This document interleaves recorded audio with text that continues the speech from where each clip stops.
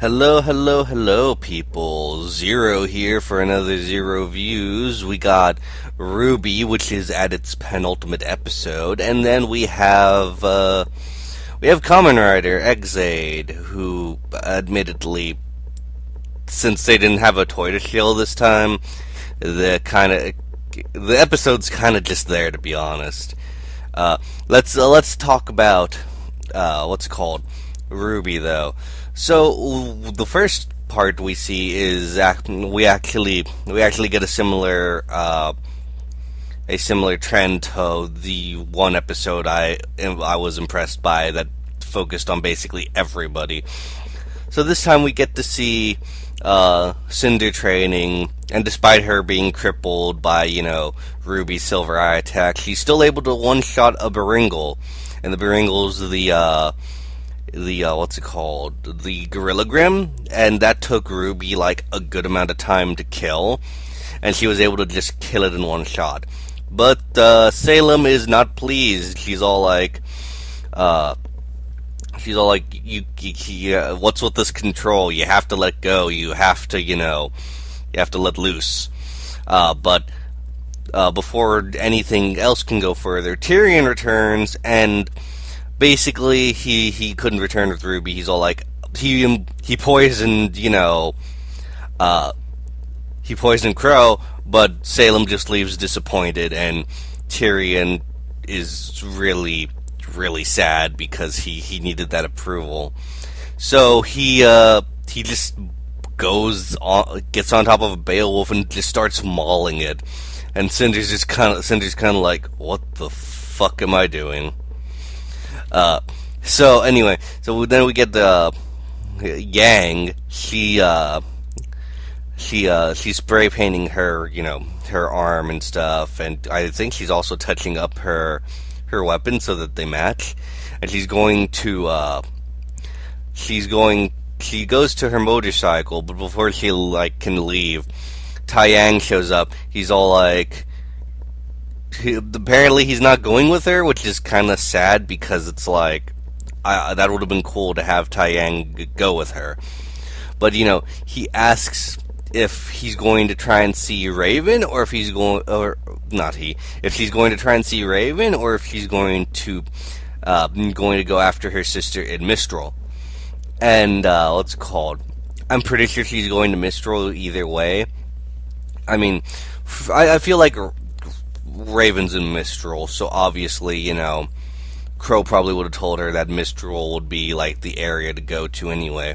So I'm pretty sure she'd try and knock both things out at the same time.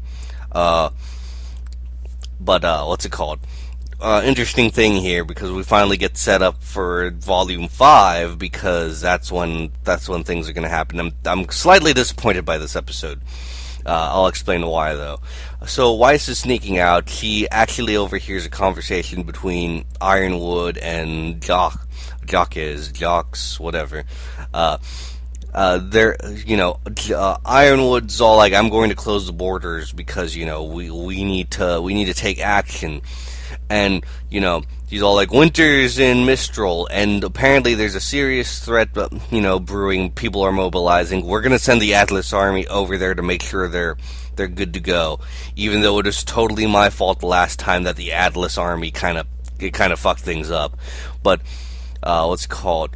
The problem with the Ironwood's thing, though, is that there is no long-range communication, so he can't really, he can't really say, oh, hey, we're gonna have, like, a giant fleet come in. Besides, he's all like, Ozpin should have listened to me. And I'm thinking to myself, oh, Ironwood, you are just trying to do so much good that you're not realizing your past mistakes, are you? Because it was basically his army that kind of caused, all the unease and everything, and then just the last thing people saw were the Atlas mechs, shooting on civilians and hunters and stuff. Basically, Weiss now can go to Mistral because, Winter's there, so she has some kind of family there. Plus, she probably wants to deal with the similar threat that's going to be happening to Mistral's, I believe it's Haven Academy. and what's it called? So that's where he plans on going. He uses a glyph actually because Ironwood's going to leave. He uses that to close the door, and then she goes to a secret passage in the library with Klein covering for her as she leaves. So we have two people on the way to Mistral. Now then, so the son wakes up, in Blake's parents' house, and she's like upset about the injury, and she's all like, "This is why I left to begin with," and what's it called? She's accepting the consequences of missing them and stuff, and blah blah blah. And son's all like, you're being pretty selfish, and you're hurt, and it's all like it's hurting everyone more than just any kind of injury and stuff. He managed to get through to Blake, and then Blake's parents, Kali and Gira, they go in, and apparently the phone that they got last time was not. Ilya didn't have Sun Scroll on her. We thought she did. They thought she did too, so that's why they grabbed the scroll. No, it was Ilya's. It was Ilya's scroll. So as a result, they have all the information on what the White Fang is planning on doing. Adam's basically planning a repeat of the fall of Beacon at Haven Academy. Basically the little threat that Winter talked about. And after overthrowing, Sienna Khan, who is the leader of the White Fang, basically, Blake is basically all like, what the best course of action is going to be? We need to take the White Fang back into our leadership. So now they have a goal going to Mistral to stop Adam and the White Fang. I'm assuming Sienna's based in Mistral, or something of that sort. So now you have three characters heading to Mistral, and now we get to Team Ranger with Ren and Nora. They find Ruby and John. They haven't been attacked yet, but what's it called? The Nuclevi Grim. We get to see a glimpse of it. It looks frightening, and I love it. I'm assuming each piece of land has its own boss Grim, because you had the dragon, in Vale, and now you have this Nuclevi thing in what's it called? In whatever continent Mistral is in. So most likely this guy's going to be the end of the volume final boss. So we're probably going to get action scenes from that. We're going to see what I'm predicting next episode is we're going to see an extensive fight between them, hoping no one dies, hoping we finally get a fucking cure for Crow, because we've been hanging on the edge of our seats since episode 8 or so with that, and it's been annoying because it's like, okay guys, kill him if you're gonna kill him already and stuff, and stop the pain and stuff. As a result though, what's it called? That's gonna be the main fight. Then we're also probably gonna see scenes of Blake, Weiss, and Yang heading to Mistral for their various reasons. We're probably going to see some villain stuff. Probably a cool little teaser at the end of the credits. All like, oh, here's the after credits scene. Blah blah blah. I was slightly disappointed with this episode, if only because with this episode, it makes me realize how rushed this whole separated and character building arc kind of was, because what's it called? The way they're all going to Mistral. Yang's makes sense. She has to go help. She has to go. To Ruby or Raven or whatever. Weiss, I'm pretty sure Winter is just there to what's it called? To basically put Weiss in a position to need to go to Mistral, because otherwise, why would he go there? And honestly, I would have thought, oh hey, don't have Ironwood be freaking crazy and have him like take, the Weiss to Patch, where Yang is, and have them meet up for a while and stuff. Blake going to Mistral because of like stuff on a White Fang scroll that they were able to find. I mean, it works, but it could have been better executed. What I'm trying to say is each character needed more time than what we got, and like the seasons need to be longer than frickin' 12 episodes at a time, because I'll be completely honest when I say it, they need more time than what they give, especially like in a character development and like downtime period such as Volume 4, because more likely than not, the first like 6 episodes of Volume 5 is going to have, in those, I'll be amazed if they decided to save it for the last 6 episodes of Volume 5. But the way we're going now with the pacing, the first 6 episodes of Volume 5 is basically going to be where Team RWBY reunites and stuff. That being said, all the major players are in Mistral right now, so it's going to be interesting to see what's going to go down in Mistral, because now we get there. What's called, because we're gonna have Oscar going there. I think team the rest of Team Sun is in there as well. Let's see, Raven's possibly there. You have Team Ranger. Weiss is going. Yang is going. Winter's there. Ironwood's gonna be there. Crow's probably going to be there, because I hope he doesn't die. Blake, Sun, and possibly Kali and Gira are gonna be there as well, because Blake says we're gonna take back the White Fang, and I would assume that Gira and Kali would be like part of that. We have like a lot of characters converging on one place, so it's going to be interesting to see how that goes. That being said, a pretty good episode. I do like that they were able to get all 4 of the girls, even though RWBY and Team Ranger, with them, it was very much a very short scene just to say, hey, this is going to be in the next episode. But yeah, it'll be interesting to see the volume finale. I'm glad that they kind of decided to actually slightly conclude Weiss, Yang, and Blake's segments here.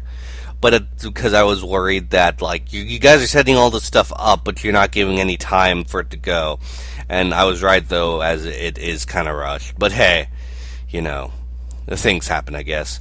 So, Kamen Rider Ex-Aid, actually, to be honest, not that much happened this week. Not too much in terms of revelations, Hero attempts to cure Emu of the what's it called, Bugster virus, but he's unable to do that, and he gets his gotshots taken by Dan. Taiga retrieves Nico from the CR's care. It's actually kind of funny because he just grabs Hero's father by the neck. I'm all like, Snake, you must remember the basics of CQC. Or something along those lines. And so, there's that. And, what's it called? So, we find out that the reason, because Ex-Aid had this thing, where he couldn't hit, the Revel Bugster at all, and he can't hit the grunts even in this episode. He's all like, hey, what gives? So, like, why can't I do this? And, what's it called? Because the Bugster is born from Nico's hatred of Emu, and that's what causes her stress. The Revel Bugster has friendly fire disabled, So basically, Emu is the rebel's friend, and so he's all like, "Hey, it's all like you can't kill me. Friendly fire is disabled. As a result, it's all like I will help you achieve victory, and then she'll disappear forever." Uh, and then that gives Emu the idea. But yeah, during the fight, Dan gets Hero's got shot, so Hero can't transform anymore, and I'm assuming that's going to be the crux for him becoming Kamen Rider Brave, Tattle Fantasy and stuff. So we get that. We get another attempt by Dan and Parad. Parad basically wrecks the shit out of the Mighty Bros, and Dan, despite getting hit by an awesome finisher from Taiga, who uses who uses the full dragon armor of Dragon Knight Hunter Z. He's about to. He probably would have defeated. He probably would have defeated Taiga had the next thing not happened, and that was the Revel Bugster, who shoots Parad in the back, and he's all like, "Okay, who the heck just shot me?"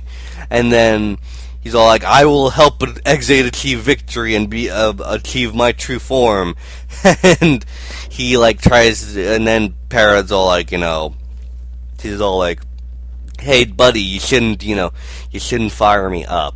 And so Parad just he uses the Knockout Fighter's punch finisher to completely decimate the Revel Bugster. And that distracts Dan long enough to where he just collects the data from the Revel Bugster, and then they just leave. Nothing big happened this episode aside from the two fight scenes. We get Nico, why she why she hates Emu, and it's a very petty reason. Even the characters agree it's petty. It's because in 2010, Emu beat her at a gaming tournament. But interesting thing that I've noticed here. So I'm thinking they pulled a fast one on us with the Emu Bugster personality as well. But again, basically Emu beat her in a tournament. He's the only one she ever lost to. So Nico, that's why she has that vendetta against Emu or Genius Gamer M or whatever. And as a result, that's basically her thing, and she's gonna be sticking around. Actually, she's sticking around with Taiga and stuff. So I'm all like, okay, you know what? Fine. You're giving Taiga something to do other than him saying, "I'm gonna steal your gosh shots," even though she made him say that at the end of the episode. But yeah, so they're trying to pull a fast one on us, I think, because the way Genius Gamer M acted, if he's supposed to be the original personality for Emu, he's very much a mix of M and Emu combined. So, because he was pretty nice. He's all like, "Let's play again someday," or whatever, to Nico whenever they were in the tournament. So, I'm thinking to myself, so they were kind of going for this. M is the original personality. Emu is Emu is the Bugster. But now they're kind of putting this layer on with M's attitude in the flashback that M and Emu are actually just one personality. It's just that the Bugster virus, whatever it was, amplified the soft-hearted nature of Emu more so than the Genius Gamer M portion. And by using the gamer driver, that's been reactivating his gamer instincts and such. With Mighty Bros Double X doing the main thing of, helping reawaken the Genius Gamer M inside of him and stuff. But yeah, other than that, the one thing I do love about this episode is Parad. Let me tell you, ever since the beginning, I've been more interested in him than Alan, because a lot of people have been comparing him to Alan for some reason. I guess because they're both pretty boys that are riders. But the reason I prefer him more than Alan is because his appearances, they've been memorable. He hasn't just been sitting in the background. He's been interacting with who was essentially the main villain, Dan, for like the longest time. And what's it called?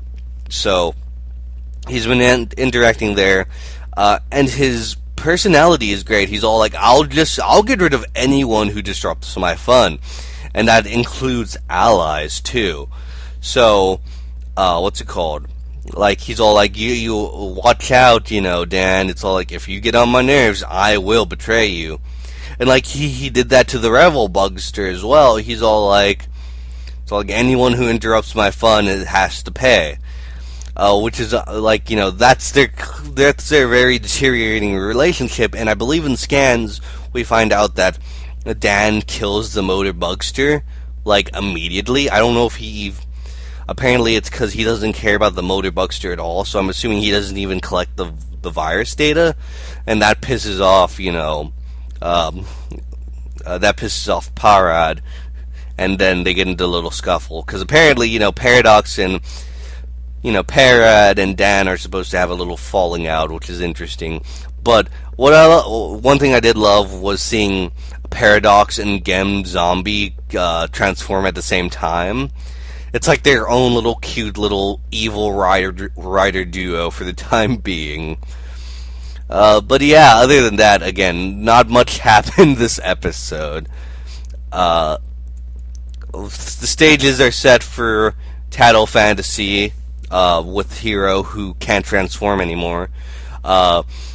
Next week is an interesting episode because we have a non-standard Bergster. Yes, I didn't mispronounce that, and I actually had to force myself to pronounce that, Bergster. So, there's a good shot that was teased in the catalogs a while back. I believe it was second quarter. It was called Juju Burger.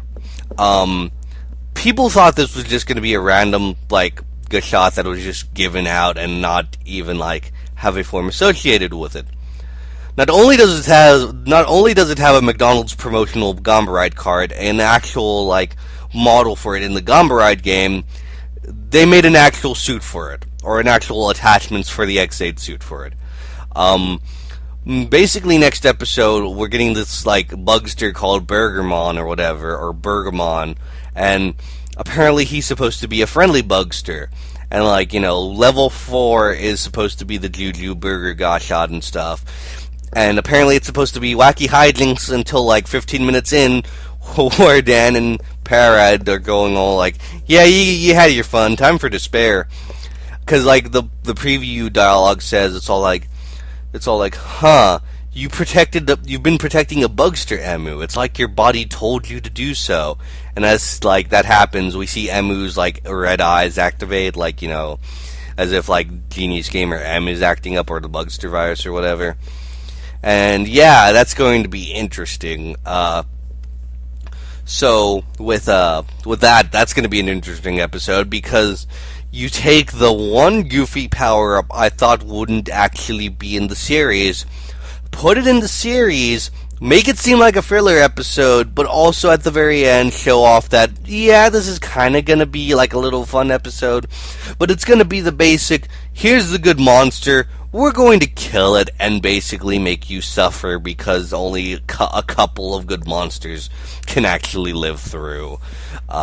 Yeah.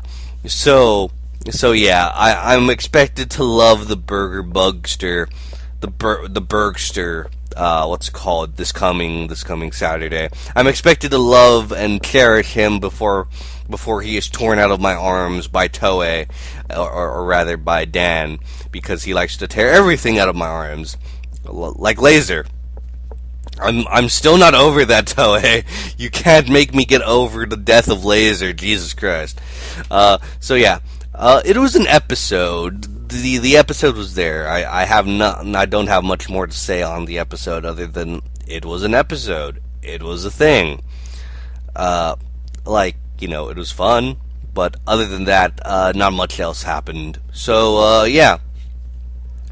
Both episodes were, I would say both episodes were kind of meh for me this week, which is kind of sad because, I like at least one kind of excitement. At the very least, RWBY Volume 4 is wrapping up, so it'll probably be Kamen Rider from here on out for the next weeks. I might do Digimon Try once subs come out for that. I believe that comes out on the 23rd of February or so. So RWBY's kind of been getting me by. It's going to be interesting to just go back to Kamen Rider, but hey, who knows what might happen. I'll probably talk about Digimon, but that's probably just going to be for an episode. The only way I'm going into a series is if one catches my eye completely, or if JoJo's Bizarre Adventure Part 5 happens, and then I'll do daily stuff with that because, I'm a JoJo fan. So, yeah. Anyway, that was 0 views, so I'll be seeing you guys next time for the finale to Volume 4 of RWBY and the burger episode of Kamen Rider Ex-Aid. Yes, the tone is going to be weird with the next episode of this little Views series. So I'll be seeing you guys next time.